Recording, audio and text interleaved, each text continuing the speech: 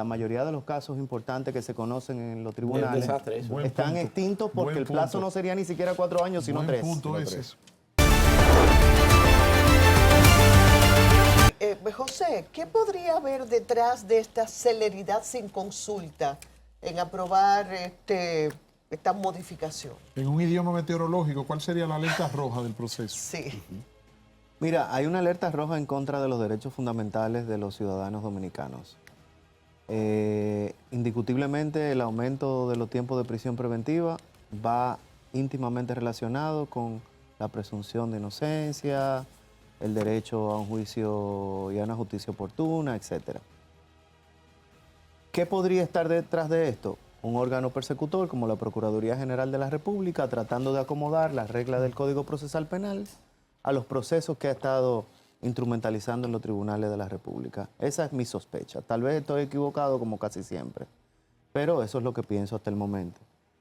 Siento que no todo es negativo. Tenía la impresión de que había pasado la comunicación de pruebas al imputado, pero ya me informan aquí, lamentablemente no ha sido así. Yo veo que tú estás ahí como el contraalmirante de la Jaraburgo, con papel en mano. Ese es el proyecto. Esto es un cuadro comparativo. Sin embargo, me informa Manuel que no... Hizo su trabajo para el programa. Sí, esa es su tarea. Él sufre de eso. Lo que pasa es que conseguir el proyecto no fue tan fácil.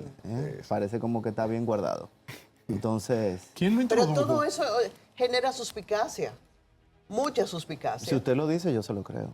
Bueno, es que, como dice el refrán, la mujer del César no solo debe serlo, sino también parecerlo. Si se quiere hacer una discusión transparente y que la sociedad lo conozca, más que la sociedad, la propia comunidad jurídica... Claro, eso es lo que más me ha sorprendido de todo lo que se ha dicho aquí esta noche, el profesor Olivo y Manuel, es lo que dice José de que no ha sido debidamente socializado e informado ante la comunidad jurídica. Pero ¿cómo se puede socializar el pedimento de aumentar una prisión preventiva a 3 años? Eso es una barbaridad. Eso es un acto de barbarie. O sea, eso no admite Oye, está ningún fuerte, tipo sí, de porque tú te imaginas razonabilidad. que una prisión preventiva de 3 años, después venga el juez, el juicio, y te diga Pero que no, que tú eres encima, inocente. el ¿Y quién te devuelve los 3 años? El mayor porcentaje de presos o de privados de libertad que tenemos es preventiva. Correcto. O sea, en prisión preventiva. ¿Cuál es el promedio en países? Pareciera que el proyecto se hizo para salvar los vicios que tienen los procesos actuales que se discuten, que para solucionar los problemas graves que tiene No puede ser, porque el entonces proceso eso queda a penal. la posteridad, o no a la posteridad, porque se puede modificar más adelante, pero no se puede buscar una solución definitiva por ley a una coyuntura del momento por el conocimiento de estos expedientes. Además, la ley, la Constitución establece que la ley no es retroactiva, por lo tanto, todos estos expedientes que se están llevando a cabo en este momento no entrarían en la vigencia de este nuevo proyecto de ser aprobado. Lili. Pero, sin embargo, de no aprobarse un texto y volver atrás, eso va a tener serias consecuencias, porque el grueso de todos estos expedientes que están siendo No va a dar actualmente tiempo para que conocerse. están siendo procesados, muchos de ellos están hechos sobre la base de disposiciones que están previstas en La esa ley de reforma, 15. en esa reforma del año 2015. Es importante retomar un aspecto que Manuel mencionó de soslayo, pero creo que desde el punto de vista de la narrativa sobre el tema, en la discusión sobre el tema, es importante, que es el tema de la protección de las víctimas. Ha sido reivindicado por mi buena amiga, la Procuradora General de la República, Jenny Berenice Reynoso, y es una función constitucional desde el 2010 que se puso a cargo del Ministerio Público, así como hay una defensa pública para aquellos imputados que no pueden Pagar un abogado.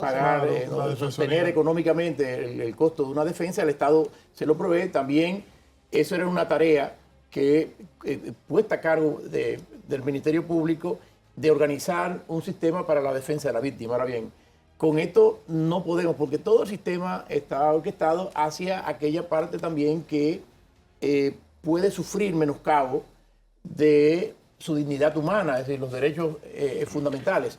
El hecho de que, tenemos ahora que pensar en las víctimas, sí, las víctimas siempre hemos debido pensar, pero quien tenía una omisión con eso eran las instituciones del Estado. Ahora, la vigencia de los derechos fundamentales en un proceso penal de los imputados no puede estar supeditado al hecho de que el Estado no haya cumplido con una tarea que constitucionalmente tiene encomendada uno de sus órganos. Y adicionalmente, yo siempre reitero algo que me parece que es importante. Aquí los riesgos son muchos. Ya el choque que decíamos. Imagínense ustedes que aprueben una reforma contra los recientes preceptos, porque son casi todos recientes. Toda esa gran doctrina constitucional del tribunal, la mayor parte son muy recientes. En los últimos meses, digamos, la presidencia del amigo Napoleón Lavandiel durante ese proceso, que ha habido una gran transformación. Entonces, eso es muy reciente. ¿Qué pasaría con que venga, apruebe el Congreso y vuelva al Tribunal Constitucional y le tire para atrás la norma? Es decir, no tiene sentido lógico eso. Y por otra parte, a mí me parece que si algo ha dejado de lecciones lo vivido en los últimos años con un proceso activo, hay que decir una verdad. Históricamente aquí los temas de corrupción no habían sido perseguidos. Eso era una deuda social y siempre pasan este tipo de cosas. Ahora bien, aquí lo que tenemos que entender es la separación de los roles. O sea, la función del Ministerio Público es investigar, obviamente, querer más plazo, contar con más medios, etcétera. Pero la labor fundamental cuando se transgrede, cuando se pasa la línea de la protección de los derechos y garantías protegidos constitucionalmente y protegidos por la Convención Americana de Derechos Humanos y protegidos por la interpretación contenida en los llamados precedentes vinculantes, esa es una tarea que le corresponde a los jueces. Y aquí debemos entender muy claramente esos aspectos que sirven de base en muchas ocasiones para situaciones que realmente se convierten en una arbitrariedad y una iniquidad Sí, profesor, absoluta. porque hay casos donde se ven las salas de justicia o ciertos magistrados muy complacientes con el Ministerio Público y otros no. Y entonces ahí la sociedad juzga de acuerdo al color del cristal con que se Es que los mire. jueces deben estar ahí con esa venda de la justicia. Sí, de la sí, pero lo que le quiero dejar dicho es que dependiendo de la simpatía política, por ejemplo, si usted está en oposición y los jueces fallan acorde al pedimento del Ministerio Público, porque los jueces están supeditados a lo que dice el Ministerio Público, pero si el juez falla el en Tribunal contra... Constitucional no sea... No me refiero a la justicia... Pero no debemos olvidar también que tampoco podemos hacer un análisis de la situación partiendo exclusivamente de los casos, sí, de los casos políticos. De corrupción administrativa. Sí.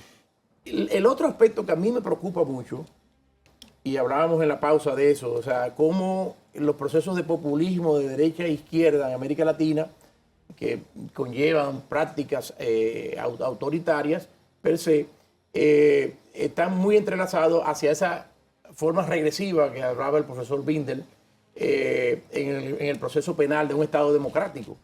Y me preocupa además esas extensiones tan exageradas de plazo.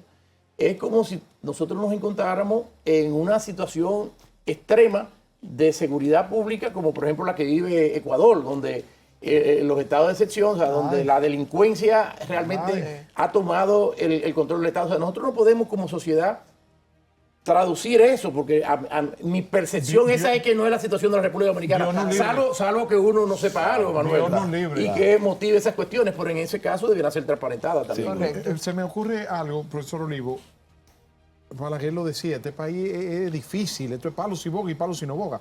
Yo recuerdo que cuando entró en vigencia este Código Procesal en el 2012, las críticas era el código delincuente, flojo, una flojedad, eso es realidades de otros países, porque entonces la mayoría de los casos, y todavía se da, son reincidentes, personas que salen, no salió porque el código es flojo.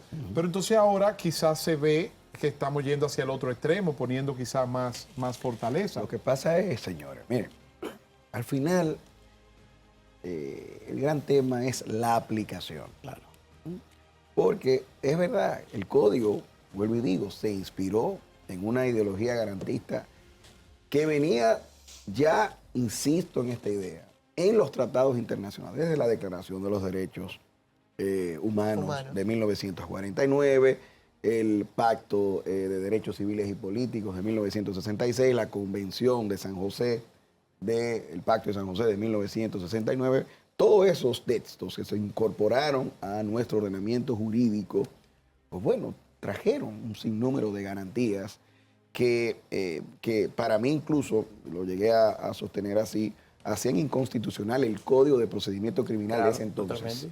Porque el Código de Procedimiento Criminal, que no tenía la separación de funciones, que incluso un fiscal podía dictar una orden de arresto, eso era lo que pasaba aquí. Entonces, dimos un salto, pues un salto cuántico pero vino la aplicación. Pero la antes de eso, aplicación vino desviada. la Constitución del año 2010 que Correcto, vino que ya y positivizó todo correcto. ese alcance. Sí, de la- exacto, lo que es la tutela judicial efectiva. Pero vino esa aplicación desviada, que es lo que mantiene un 68% de los presos en su condición de presos preventivo. preventivos, lo cual es una En verdadera hacinamiento locura. también, una gran En cantidad de ellos. hacinamiento. Entonces, ahí es que debemos cuidar, obviamente también entendiendo esos compromisos, esas deudas sociales, porque es cierto, tanto no pueden la lucha contra la corrupción ser, digamos, lo que se tome como base o fundamento para una reforma, como tampoco que las defensas de esos casos, por ejemplo, asuman la bandera para imposibilitar una reforma. Debe haber, obviamente, una visión objetiva y pensando en lo que es el interés público, porque, en definitiva, lo que necesitamos es, insisto, ajustar ese texto que tenemos con base al mandato que dio el Tribunal Constitucional, que es cierto que está ahí, ¿no? Pero que en todo caso las conquistas que ya hemos tenido No pueden pues, ser no pueden, regresivas. La no puede pregunta evolucionar. obligada es, ¿era necesaria una reforma de la ley 1015 y el Código Procesal Penal? No, lo dijo La respuesta Olivo. es que no. No, me gustó algo No que era dijo Olivo necesaria ahorita, una- que si no se hubiese, o sea, si se hubiese aprobado el informe como estaba En la- originalmente, si hubiese seguido el procedimiento, no pasa nada. Exacto. Correcto. Pero yo creo que Entonces, había algunos puntos, Sí, por ejemplo, siempre hay cosas para mejorar. Por ejemplo, el tema de la conversión. De la conversión de la acción penal. Para mí es un tema tenebroso lo que pasaba. Es ahí. así, sí. Porque Se ha apretado claro.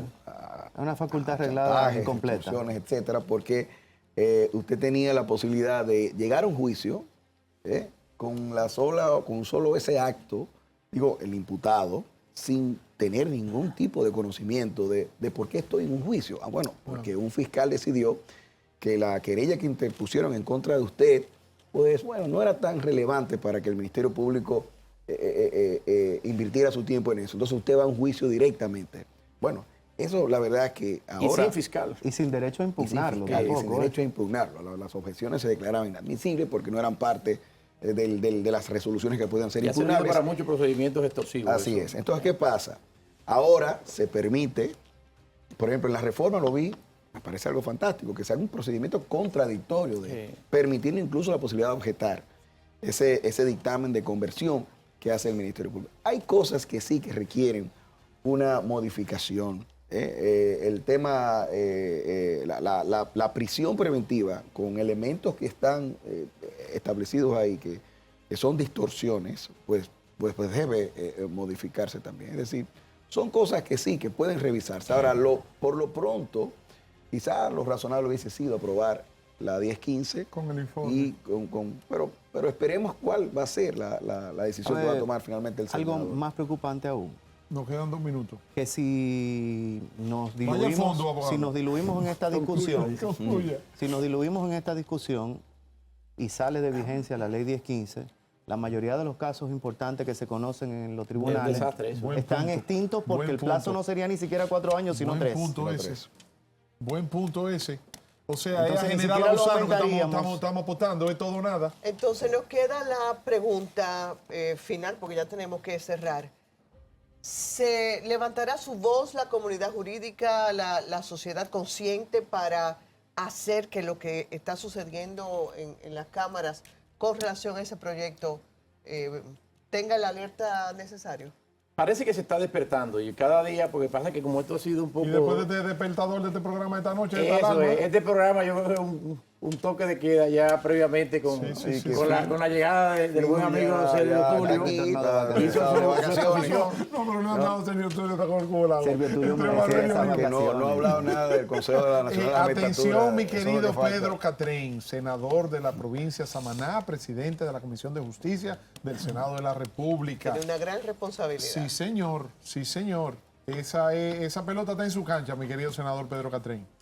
Vamos, Edwin, vamos a conversar con el senador Pedro Catrén Y mañana. desde aquí vamos a insistir en el tema, porque aquí en menos de una hora ha quedado sobre la mesa la relevancia que tiene esto, y si se aprueba tal como está, sería dar pasos atrás. Y yo creo que la sociedad dominicana necesita necesita romper ese esquema y seguir adelante, porque si no, nunca vamos a sacar los pies del plato. ¿Tú sabes la mayor preocupación que me llevo esta noche por el programa? Tú sabes que José es agresivo, José tira su petardo. Don Olivo es un veterano diplomático, es un abogado, ya se ha hecho más diplomático que jurista, diría yo, ¿verdad? Entonces tú ves que él maneja el tema con mucha delicadeza, pero no ripostó y dejó entrever algunas cosas. Entonces el estudioso, académico, profesor aquí presente también dejó caer su par de cosas. Entonces al yo ver que no ripostaron y que no hicieron una contradicción tan profunda sobre lo expresado por José, Estos demuestra que tres el tema no pueden estar equivocados. ya lo sabe, Al ya haber lo sabe. coincidido. Muchas gracias. Y Sergio Tulio, que Gracias llegó a de ustedes, vacaciones. Por suerte. Muchas gracias Y va a a hablar del ustedes. Consejo Nacional de la Magistratura. Vamos a llamar a Prontamente, Sergio ¿verdad? Tulio también, Licey. Hay que hacer otro programa con él. A ustedes, por Gracias. supuesto, las Gracias a gracias ustedes. por estar con nosotros. Quédense ahí para que disfruten entonces a continuación de Luna Llena.